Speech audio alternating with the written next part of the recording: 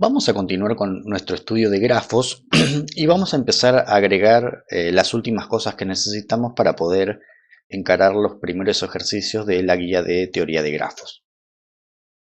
Vamos a hablar con respecto a los grafos, de formas alternativas de representar a los grafos, es decir, formas de representación. Hasta ahora vimos que los grafos lo podíamos representar precisamente a través de su gráfico,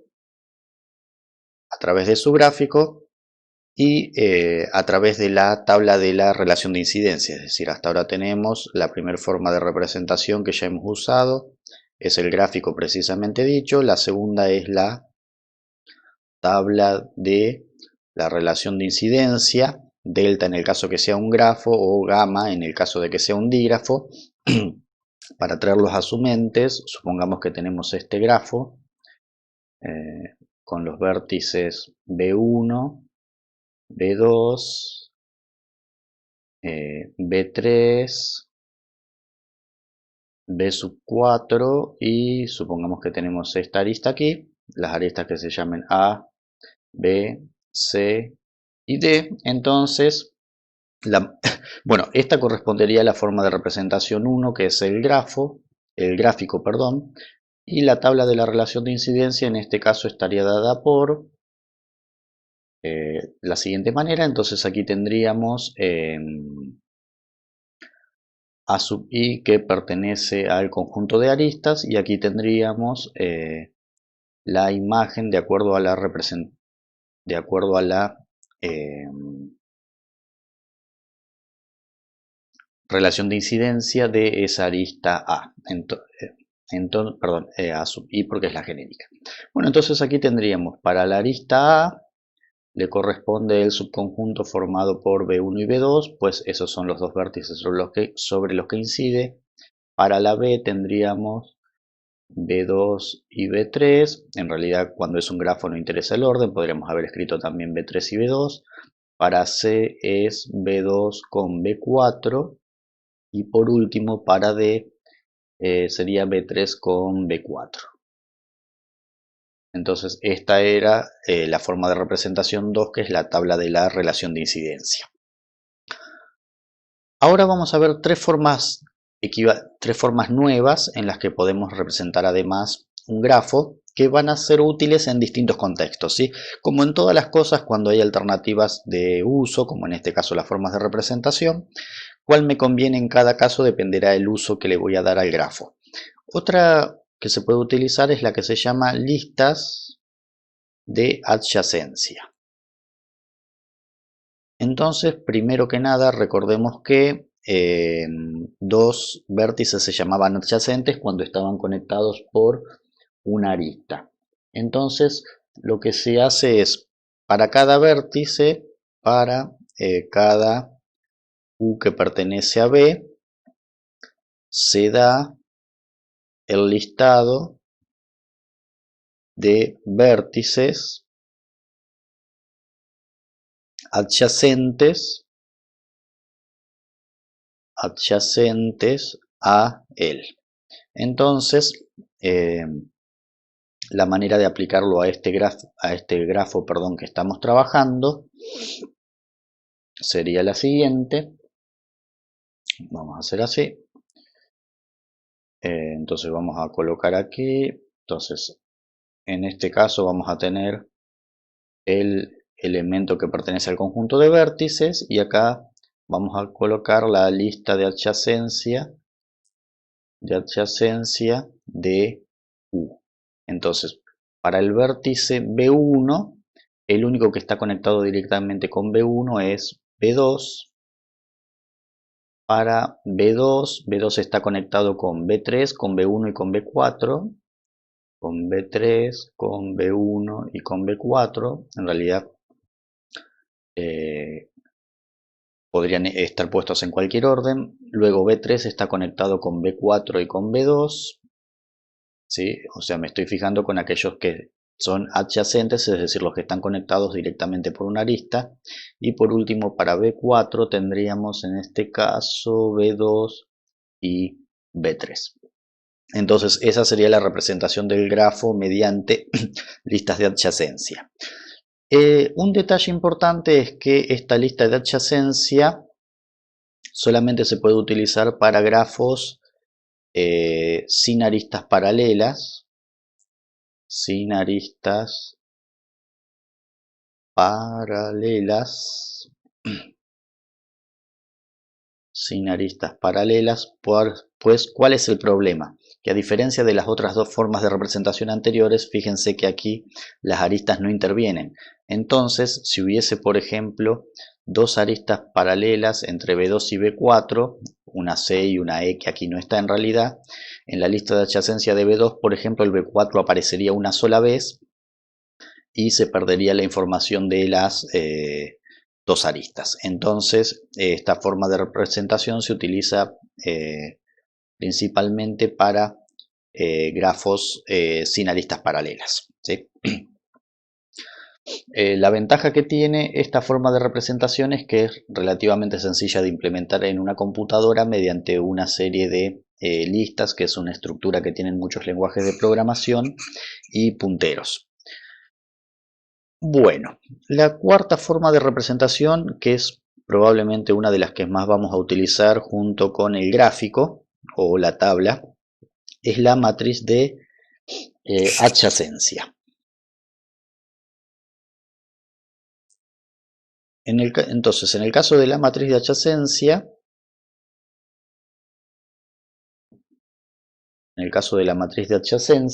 vamos a decir sea B no, sea G como lo llamamos usualmente. Bueno, se le podría llamar B, pero para no confundirlo con el nombre del conjunto de vértices, sea G un grafo que tiene un conjunto de vértices, un conjunto de aristas y una relación de incidencia con cardinal de B igual a n, o sea, dicho de otra manera, un grafo con n vértices. Y vamos a suponer que sean B1 hasta Bn sus vértices. ¿Sí? En realidad los vértices se pueden llamar absolutamente de cualquier manera, pero uno, para poder hacer la matriz de adyacencia, les tiene que dar un cierto orden. Por ejemplo, que aquí ya se llaman desde B1 hasta B4 particularmente, pero si los vértices se llamasen, no sé, A mayúscula, B mayúscula, C mayúscula y D mayúscula, uno tendría que decir, a la hora de hacer la matriz, mi A es B1, mi B es B2, etc. Entonces, la matriz de adyacencia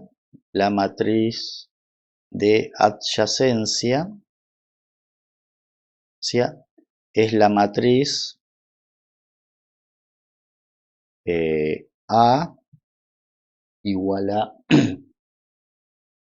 en realidad es más común llamarle M, pero voy a dejar M para la próxima. Bueno, les adelanto, la quinta forma de representar un grafo también va a ser otra matriz.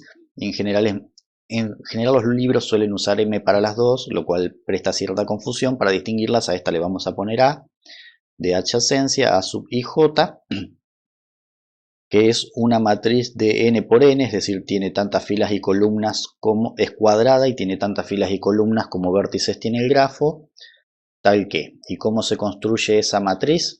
El elemento A sub i j va a ser igual a M si existen M aristas tal que la imagen,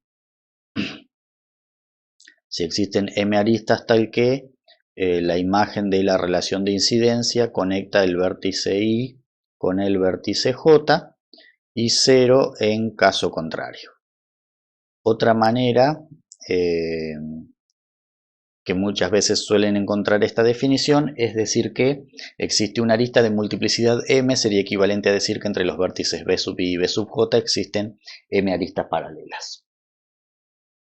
Bueno, entonces vamos a ver cómo quedaría nuestro ejemplo. Entonces en nuestro ejemplo, primero que nada, tenemos que hay 4 vértices, entonces esta sería una matriz de 4 por 4. Esto estrictamente no forma parte de la matriz, pero conviene decir aquí cuál es cada vértice que corresponde a cada fila y aquí a cada columna, B2, B3 y B4. Entonces, B1 con B1 no se conectan, pues no hay ningún lazo. B1 con B2 tienen una arista. B1 con B3 no están conectados. B1 con B4 no están conectados. B2 con B1 hay una arista. B2 con B2 nada, pues no hay lazos. B2 con B3 están conectados por una arista. B2 con B4 también. B4 con B1 no están conectados. B4 con B2, perdón, B3 con B2 sí, B3 con B3 no, B3 con B4 están conectados por una arista que es la D, B4 con B3 por la misma arista, B4 con B2 por la arista C, B4 con B3 están conectados, perdón, B4 con B1 no, o sea, me quedé pensando en B3, pero B4 con B1 no, pues no hay una arista que los conecte directamente, B4 con B2 sí, con B3 sí y B4 con B4 no. Entonces esta sería la matriz de adyacencia que corresponde a este grafo que estamos tratando en nuestro ejemplo. Y bueno, notar que en el caso de un grafo, como las aristas no tienen sentido, esta matriz va a ser siempre simétrica, pero luego ahora les voy a contar que este tipo de representaciones también sirven para dígrafos y allí no necesariamente la matriz va a ser simétrica. Lo vamos a ver más claramente en uno de los ejercicios de la guía. Y la quinta forma de representación es otra matriz llamada matriz de incidencia. Antes de pasar a esta matriz de incidencia, algo que les quería mostrar. Supongamos que nuestro grafo hubiese tenido, por ejemplo, aquí una arista E, una arista F, y aquí tuviésemos en B4 un lazo que sea la arista G. A diferencia de la lista de adyacencia, la matriz de a diferencia de las listas de adyacencias que, como les conté anteriormente, solamente sirven para grafos sin aristas paralelas, la matriz de adyacencia soporta cuando hay aristas paralelas y cuando hay también lazos. Entonces, por ejemplo, lo que se adaptaría sería que entre B4 y B2 ahora hay tres aristas, entonces la posición 2, 4, la posición 2, 4 y la 4, 2 ahora van a tener 3, y como agregué también un lazo, entonces ahora esta va a ser un 3, esta va a ser un 3 y supongamos que acá hubiese agregado dos lazos, E y H, esto sería 2. ¿Sí? Con B4 están conectados por dos aristas. Entonces la matriz de adyacencia en ese sentido es más poderosa que la lista de adyacencia.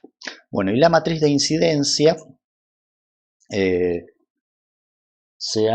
vamos a decir, sea G un grafo que tiene un conjunto de vértices, un conjunto de aristas y una relación de incidencia donde hay, al igual que antes, n vértices, pero ahora vamos a necesitar conocer también el número de aristas. Entonces, y vamos a suponer también, si bien se pueden llamar de cualquier manera, que sean desde B1 hasta B sub n los vértices y desde A1 hasta A sub m las aristas. Luego, la matriz de adyacencia, la matriz de adyacencia es la matriz M igual a M sub IJ, que ahora va a ser de M filas por N columnas, es decir, tiene tantas filas como el número de vértices. Perdona, lo escribí al revés porque dije que había N vértices, entonces aquí sería de, perdón, N por M, es decir, tiene tantas filas como vértices y tantas columnas como aristas, tal que el elemento M sub IJ va a ser igual a 1 si la arista J incide sobre el vértice y 0 en caso contrario. Entonces, en este caso observemos que como tenemos una columna por cada arista y por la definición de la matriz, la diferencia de la matriz de incidencia con respecto a la de adyacencia es que esta va a ser binaria y ya no va a ser necesariamente cuadrada. Vamos a hacer la quinta forma de representación para este grafo, pero con las aristas que están en rojo incluidas. No porque no se puede hacer para el caso anterior, sino que como tenía 4 vértices y 4 aristas, para que ustedes no se queden con la impresión que la matriz de incidencia también tenía que ser cuadrada, como la de adyacencia, ¿sí? En el grafo original que había hecho tenía 4 vértices y 4 aristas A, B, C, D. Entonces, para que no se queden con esa impresión, lo voy a hacer bajo la versión nueva, que sería con el grafo. Entonces, en este caso vamos a tener 4 filas. Vamos a dejar un poquito más de espacio. Entonces vamos a tener 4 filas que serían B1, B2, B3 y B4. Y aristas, bueno, tenemos hasta la H, entonces vamos a tener 1, 4, 5, 6, 7, 8. Entonces vamos a tener la arista A, B, C, D, E, F, G y H, así que esto va a ser una matriz de 4 por 8. La arista A incide sobre B1 y B2, así que vamos a tener un 1 en la posición que corresponde a la fila de B1, columna de A, y fila de B2, columna de A, el resto van a ser 0. B incide sobre B2 y B3, así que vamos a tener 1 y 1 y el resto 0. Ven que siempre son exactamente, exactamente 2 no, pues ahora vamos a ver qué pasa en el caso del lazo, pero puede haber como máximo 2 unos en cada columna. B3 conecta, la C conecta B2 con B4, así que esto sería B2 y B4. La D conecta B3 y B4, así que serían estos dos, y aquí es 0 y 0. La E conecta B2 y B4, así que sería B2, B4, 0 y 0. 0, B2 y B4, pues la F es paralela a la C y a la E, y G y H conectan ambas B4 consigo mismo. Entonces por eso en el caso de un lazo tenemos un único 1. Entonces esta sería la matriz de incidencia que corresponde a este mismo grafo. Entonces todas son formas equivalentes de representar el mismo grafo. Bueno, en el caso que existan aristas paralelas, la lista de adyacencia no se puede utilizar. Y cuál me conviene va a depender de para qué vaya a querer yo utilizar mi grafo. En general, en los libros muchas veces hablan a secas de la matriz de un grafo, entonces salvo que haya alguna aclaración o lo contrario, cuando en los libros se refieren a la matriz de un grafo, se refieren a la matriz de adyacencia, es decir, a la que yo llamé A, y tengan cuidado porque muchas veces consideran esta como la única matriz de un grafo y la llaman M. ¿Sí? El nombre en realidad de la matriz es indistinto, pero para que tengan cuidado a qué se está refiriendo la bibliografía cuando se refiere a la matriz de adyacencia. Bueno, avancemos con unos conceptos teóricos más. Así como en todas las estructuras que venimos tratando, bueno, obviamente en estructuras, pero también vimos que ocurría cuando tratamos relaciones y látices, uno también puede hablar de un isomorfismo entre grafos, que lo vamos a necesitar para definir algunas cosas posteriores. Entonces, isomorfismo de grafos, como ustedes se lo imaginarán, van a ser dos grafos que se comportan de la misma manera. Entonces vamos a decir, sean un grafo G1 que tenga un conjunto de vértices B1, un conjunto de aristas A1 y una relación de incidencia delta 1, y G2 otro grafo que tenga un conjunto de vértices B2, un conjunto de aristas A2 y una relación de incidencia delta 2. Entonces, se dice que son, vamos a decir así, se dice se dice que G1 y G2 son isomorfos si existen funciones inversibles o biyectivas, inversibles f y g, tal que, y como ustedes imaginarán, bueno, vamos a definir, bueno, lo definimos todo acá, tal que la función g me conecta el conjunto de aristas del primer grafo con el conjunto de aristas del segundo grafo, la función f me conecta el conjunto de vértices del primer grafo con el conjunto de vértices del segundo grafo, y lo que se debe cumplir es que si la relación de incidencia para una cierta arista en el primer grafo me conecta dos ciertos vértices, u y b del primer grafo, eso implica que la relación de incidencia del segundo grafo aplicada a la imagen de la arista de acuerdo a la primera componente del isomorfismo G tiene que conectar las imágenes de los vértices relacionados. ¿Sí? Entonces, si esta es la relación de incidencia para una arista que pertenece, es decir, este sería un elemento de A1 y estos dos son elementos de B1, el primer conjunto de vértices. Este es un elemento de B2, el conjunto de vértices, perdón, de B2 no, de A2, el conjunto de aristas del segundo grafo, y estos sí serían de B2, el conjunto de vértices del segundo. Entonces, ¿qué me está diciendo esto? Supongamos que tenemos este grafo, vamos a hacer un ejemplo medio trivial. Entonces, que tenemos las aristas A, B, C y los vértices B1, B2 y B3, y vamos a suponer ahora que tenemos este otro grafo AC, AC y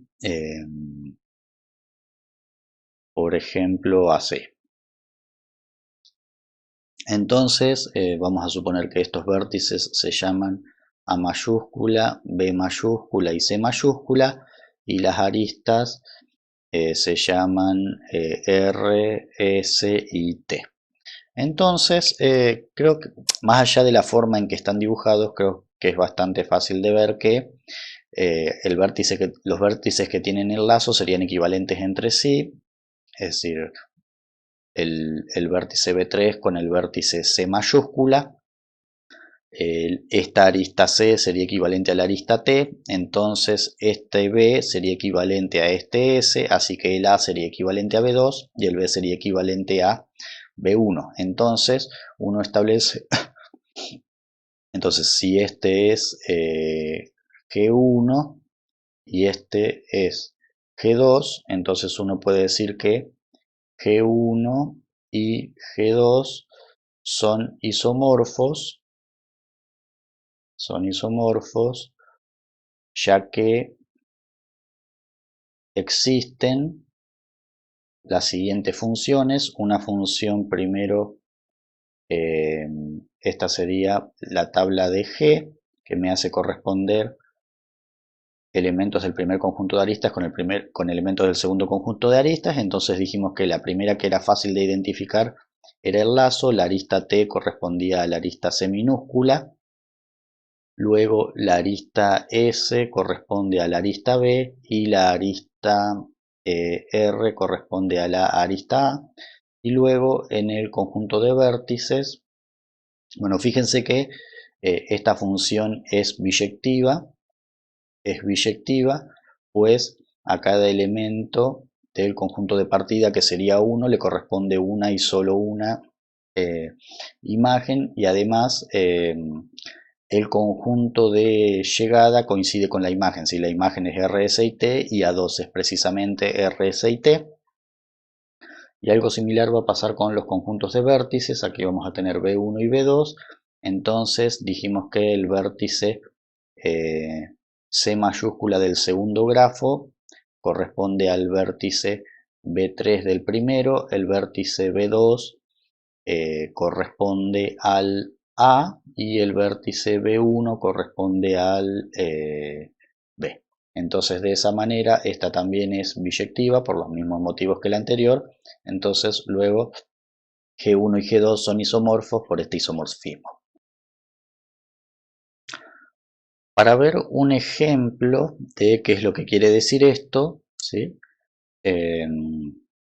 Observemos que si, por ejemplo, calculamos la imagen en el primer grafo de la arista B conecta los vértices B2 y B3. Entonces, si hacemos la imagen en el segundo grafo de la imagen de acuerdo a G de la arista B, lo que tendríamos que hacer es la imagen en el segundo grafo, y la imagen que le corresponde a B es la arista S, y la arista S conecta los vértices C y A, pero el vértice C es la imagen de el vértice B3 y el vértice A es la imagen del vértice B2. O sea que me está conectando las imágenes de B2 y B3 como era de esperarse, ¿sí? Entonces, cuando realmente tengo un isomorfismo, uno podría hacer esto con cualquier combinación y va a funcionar. Bueno, una serie de cosas a decir. Primero que nada, existe un concepto más amplio que isomorfismo, que es el de homomorfismo, de la misma manera que lo habíamos visto en estructuras, pero en general, ya de por sí, como les voy a comentar ahora, es difícil establecer un isomorfismo entre grafos, un homomorfismo todavía más, y en general la mayoría de las veces se necesita detectar más que homomorfismos, isomorfismos entre grafos, por eso fui directo a esta definición. Ahora, más allá de este ejemplo trivial que yo puse, en general en la práctica no es fácil determinar que dos grafos son isomorfos, ¿sí? En general es más fácil mostrar que no lo son, pues si no uno la única que le queda para mostrar que son isomorfos es encontrar las funciones f y g que sean biyectivas y me permitan establecer el isomorfismo. Es más fácil en todo caso establecer que dos grafos no son isomorfos mediante la verificación de un concepto que se llama invariantes, ¿sí? Que es una cantidad relacionada a un grafo, es una cantidad relacionada a un grafo que debe conservarse, ¿sí? En un isomorfismo. ¿Qué serían ejemplos de invariantes? Y por ejemplo, los tipos de las invariantes más comunes son el número de vértices, el número de aristas, la valencia de cada vértice y la valencia total, ¿sí? O sea, dos grafos que tienen distinto número de vértices evidentemente no pueden ser isomorfos. Dos grafos donde la valencia total de uno y la valencia total del otro son distintos no pueden ser isomorfos, etc. Entonces, número de vértices, número de aristas, valencia de cada vértice y valencias totales son las cantidades más fáciles de observar que suelen fallar cuando dos grafos no son isomorfos.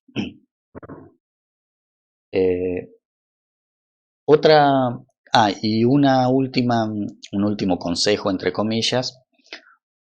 Otra cosa que en el caso de que haya un isomorfismo debe conservarse, otra invariante, es la presencia y ausencia de aristas que conectan cada par de vértices. Entonces, para esto sí es útil esta matriz de incidencia, la última que vimos en el último momento. Entonces uno lo que puede hacer es construir la matriz de incidencia para el primer grafo y luego construye la matriz de incidencia para el segundo, pero donde en la primera fila ubica la imagen de B1, en la segunda fila ubica la imagen de B2 y así sucesivamente. Y en ese caso las matrices de incidencia, si los grafos son isomorfos, deberían quedar exactamente iguales. Ahora, que a la primera prueba falle no quiere decir que no haya otra, así que uno puede probar luego un segundo caso tomando una imagen distinta para B1, una para B2, etcétera, y así va viendo todas las combinaciones de matrices de incidencia, a ver si dos de ellas coinciden y ahí tendría mi isomorfismo. Esto requiere, en realidad sería probar las distintas funciones biyectivas posibles que uno podría llegar a tener, pero como eso se puede implementar relativamente fácil en una computadora, ahí uno tendría un método con el cual puede chequear si dos grafos son isomorfos. Bueno, vamos llegando a los últimos temas de este video. Vamos a hablar ahora de una cosa muy importante en grafos, que es el tema de los caminos en un grafo.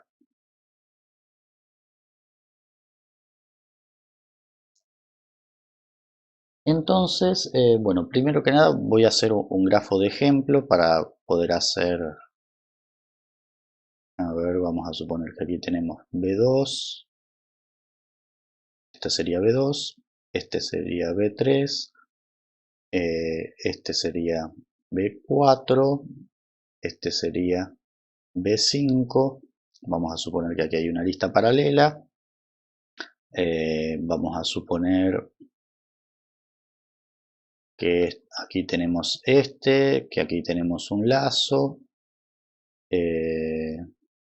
aquí podemos tener otro lazo y aquí tenemos un B6 y las aristas serían A, B, C, D, E, F, G y H. Entonces, utilizando eso vamos a definir los siguientes conceptos. Primero que nada, se llama camino de longitud n en G en el grafo desde un vértice U hasta otro vértice B a la sucesión de n aristas a sub 1 a sub n, tal que la imagen de la primera arista, perdón, aquí no hace falta ponerle delta 1, pues estamos trabajando con un solo grafo, tal que delta de A1 sea parta del vértice U y pase por algún vértice intermedio B1 y así sucesivamente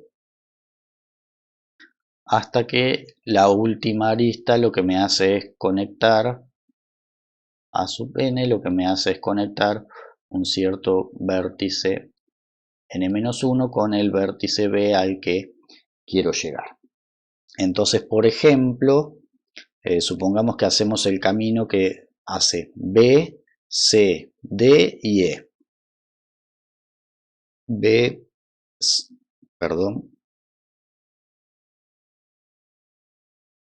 Entonces camino B, C, D y E. Entonces este vértice, fíjense que la arista B me permite ir desde B1 hasta B2. La arista C me permite ir desde B2 hasta B3. La arista D me permite ir desde B3 hasta B4 y la arista E me permite volver desde B4 hasta B3.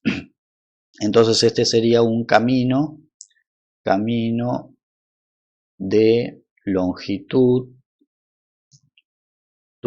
4 desde B sub 1 hasta B sub 3. Sí, B sub 1 sería el que yo aquí llamé U, el primer vértice del camino, y B sub 3 sería el vértice final. ¿Sí? Entonces, un camino de longitud 4 es uno que utiliza 4 aristas en el grafo. ¿Sí? Entonces, en realidad es bastante intuitivo el concepto de camino. una cosa así, ojo, no confundir este B1, etcétera, que yo utilicé acá son vértices genéricos, no necesariamente son el B1 de acá, ¿sí? Esto es como para indicar la teoría. En el caso, muchas veces en el caso de que si no hay aristas paralelas o si no importa distinguir qué arista se utiliza, el camino también se puede, esta sería la sucesión de aristas del camino, y en algunos casos el mismo camino puede representarse por la sucesión de vértices. ¿Sí? ¿Cuál sería una cosa a tener en cuenta cuando uno da la sucesión de vértices? Que por ejemplo en este caso, si yo no digo que utilicé esta secuencia que está aquí y me concentro solamente en la secuencia de vértices, yo tengo B1, B2, B3, y cuando estoy en B3, ¿cuál uso para ir a B4? ¿D o E? Entonces, si puedo utilizar cualquiera de las dos y no me interesa, entonces puedo dar simplemente la secuencia de vértices, es decir, que de B3 voy a B4 por cualquiera de los caminos disponibles y de B4 vuelvo a B3 por cualquiera de los caminos disponibles. Pero esta misma sucesión de vértices, en realidad como secuencia de aristas, representa cuatro distintas: B, C, D, E, que fue la original, pero también podría ser B, C y ir y volver por la arista D. También podría ser BC, ir y volver por la arista E, porque la arista E me permite ir de B3 a B4 y volver de B4 a B3. Y también podría ser BC, E y D al revés, es decir, es ir de B3 a B4 por esta y volver por la otra. Entonces, la diferencia que hay entre dar la sucesión de vértices y la sucesión de aristas es que si hay aristas paralelas, la sucesión de vértices no me especifica, no especifica de modo único el camino. La sucesión de aristas sí. Pero si no me interesa específicamente cuando hay aristas paralelas qué camino tomo, es posiblemente más fácil dar la sucesión de vértices que la sucesión de aristas. Bueno, algunas cuestiones relacionadas, entonces esto es la definición de un camino de longitud n. Si u es igual a b, es decir, si el vértice inicial es igual al vértice final, el camino se llama camino cerrado o circuito. Entonces, por ejemplo, un camino cerrado o circuito sería, un ejemplo en nuestro grafo sería si hacemos B, C,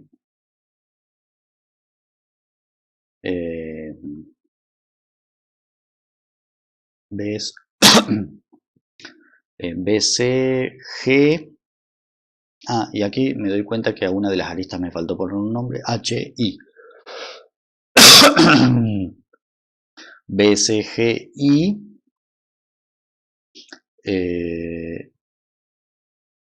Y A, por ejemplo, ¿sí? Entonces, la arista B me permite ir desde B1 hasta B2.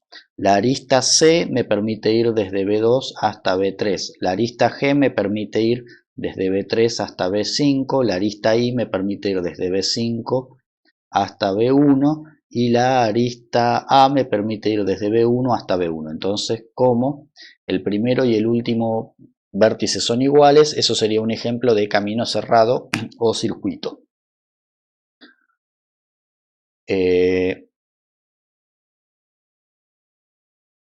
Si un camino no repite vértices, se llama simple. Entonces, es decir, que no pasa dos veces, perdón, si no repite vértices no, si no repite aristas, si no repite aristas, se llama simple, ¿sí? Entonces, observemos que en este caso las aristas son todas distintas.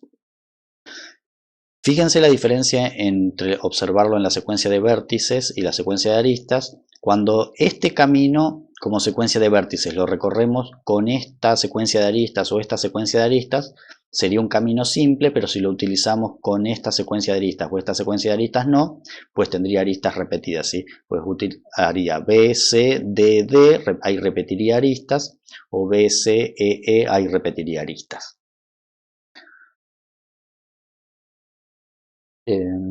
Bueno, y el último concepto relacionado es que un circuito simple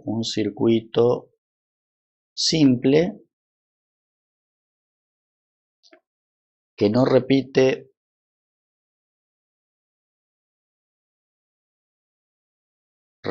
vértices excepto el primero y último se llama ciclo. Es decir, eso sería un camino que no repite aristas y empieza y termina en el mismo vértice. ¿Por qué se aclara que no repite vértices excepto el primero y el último? Porque evidentemente para hacer un circuito que era un camino cerrado, el primero y el último tenían que ser iguales. Entonces, por ejemplo, como repite vértices, además del primero y el último, el anteúltimo es igual al primero, no sería, este no es ciclo. Es un circuito, pero no es ciclo. Pero si consideramos solamente B, C, G, I, que esto sería ser B1, B2, B3, B5 y B1, ahora observamos que comenzamos y terminamos en el mismo lugar, con lo cual es circuito, y no hay aristas repetidas, pues son todas distintas. Entonces, este sería un ejemplo de ciclo, ¿sí? Entonces, obsérvense que para que sea ciclo no tiene que haber aristas repetidas para que sea simple, y tampoco tiene que repetir vértices excepto el primero y el último. Entonces tiene que cumplir dos condiciones: no repetir aristas y no repetir vértices excepto el primero y el último para hacer un ejemplo de ciclo. Una cosa que quiero aclarar con respecto a todo esto es que no es homogénea la terminología que se utiliza en toda la bibliografía, ¿sí? En la que les dimos como sugerida, pero hay mucha bibliografía sobre grafos, y sobre todo en la parte de circuitos, caminos cerrados, simples y ciclos. Algunos autores llaman ciclo a lo que es circuitos, y hay varios cambios de ese estilo. Nosotros nos vamos a referir siempre a la terminología que aquí le estamos brindando. Bueno, todo esto mismo que yo dije para un grafo vale también para un dígrafo, simplemente que en ese caso tengo que tener en cuenta el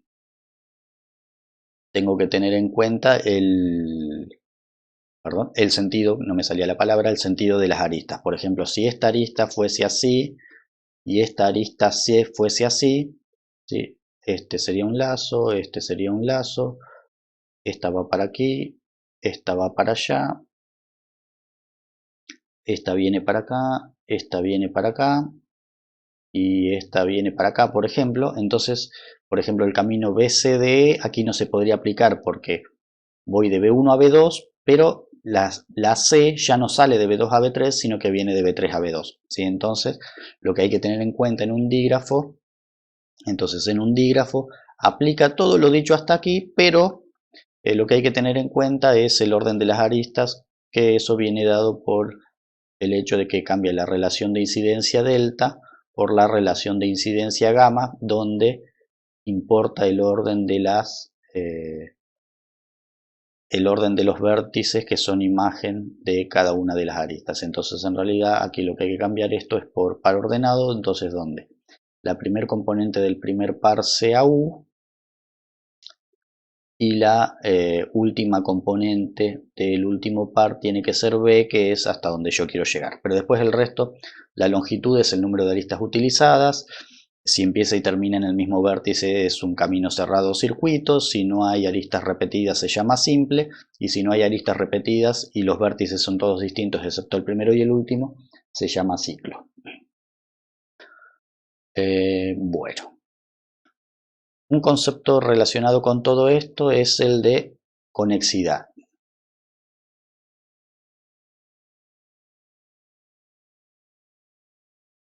O sea, yo esto lo voy a decir para grafo.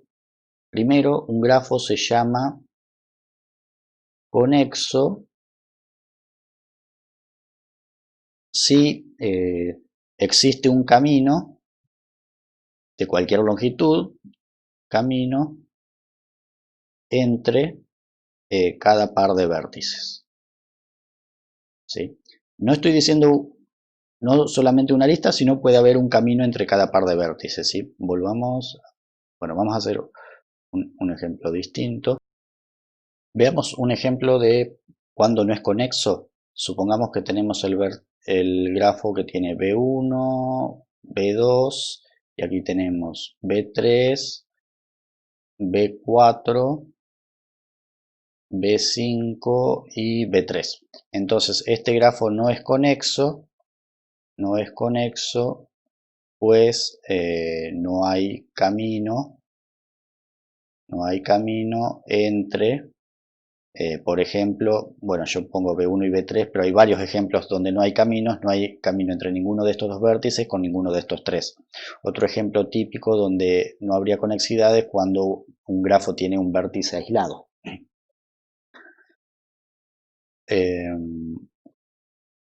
Lo que sí se puede probar es que supongamos que agregamos esta arista, ¿sí? Y que realizamos el camino de B2 a B3 que esté dado por B2,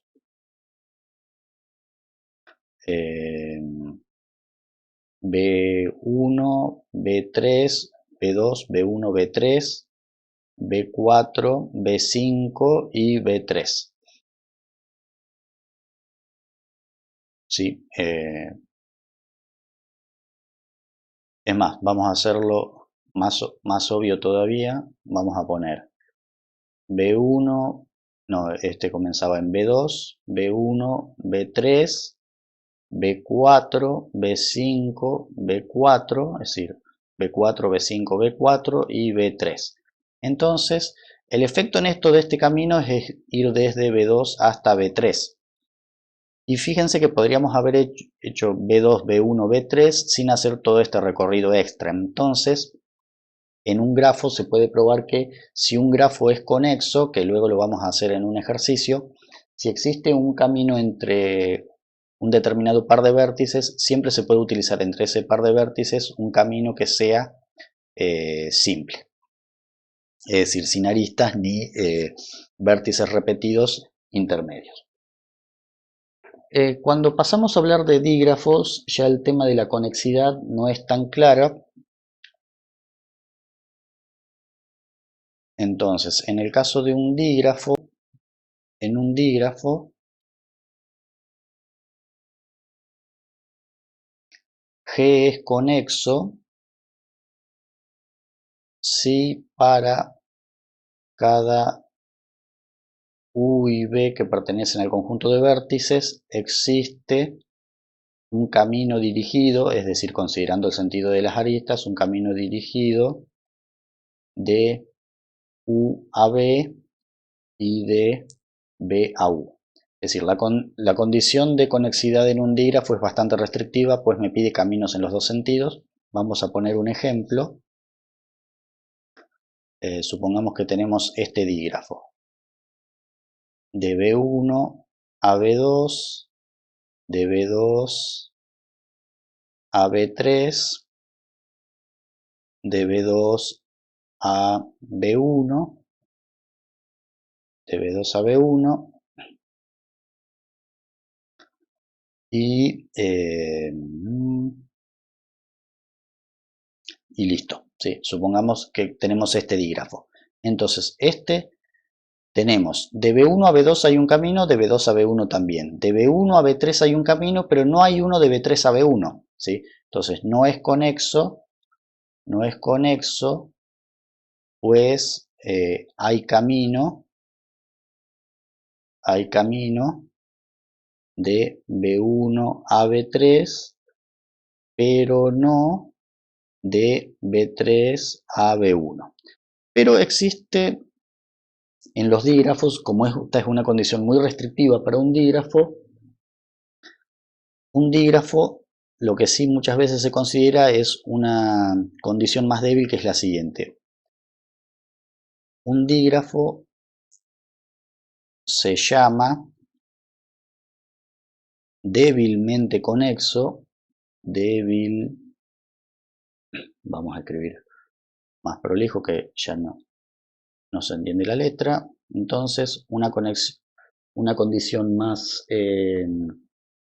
se llama débilmente conexo en lugar de conexo si el grafo subyacente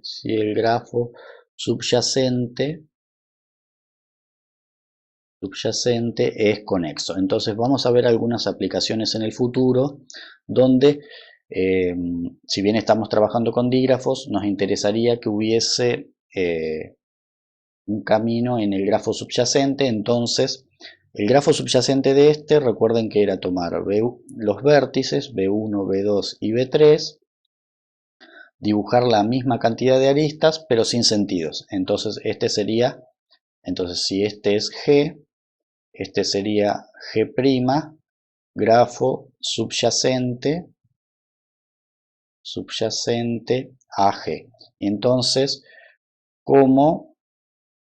lo que podemos decir es que, bueno, acá creo que no hay dudas que G' es conexo. Entonces, como G' es conexo,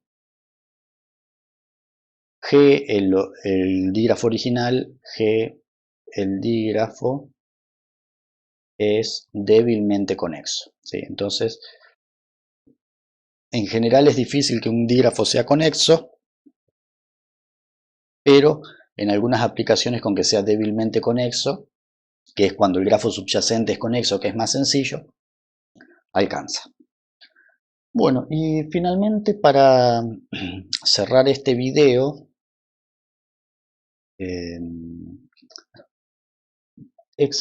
así como hoy estábamos hablando en la parte de isomorfismos, que una manera de establecer si dos grafos eran isomorfos, o al menos de ver fácil si no eran isomorfos, era ver que ciertas invariantes, no se respetaban.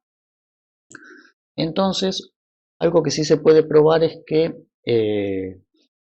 si dos grafos son isomorfos, tienen la misma cantidad de caminos de una cierta longitud. Es decir, que si un grafo es isomorfo a otro y el primer grafo tiene 7 caminos de longitud 15, el otro también tiene que tener 7 caminos de longitud 15. Entonces, vamos a establecer el siguiente teorema que me permite relacionar el isomorfismo con caminos. Y dice que es un teorema, propiedad, como lo quieran llamar. Entonces vamos a decir, sea G formado por B, A y delta un grafo.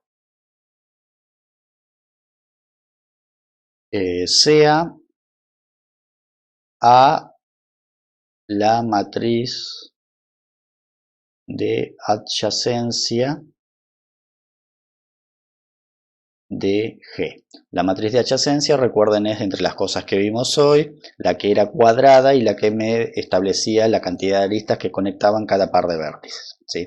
No la de incidencia que les mencioné antes, que también se usaba para chequear isomorfismo, sino esta, la de adyacencia, la que es siempre cuadrada.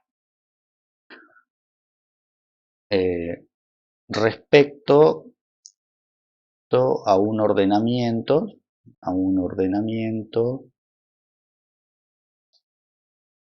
de vértices desde B1 hasta B_n, ¿sí? Porque recuerden que yo tenía 4 vértices que se podían llamar como se llamasen. Si yo los ordenaba de distinta manera en las filas y columnas de la matriz, obtenía matrices distintas que representaban el mismo grafo. Entonces, luego el número de caminos de longitud K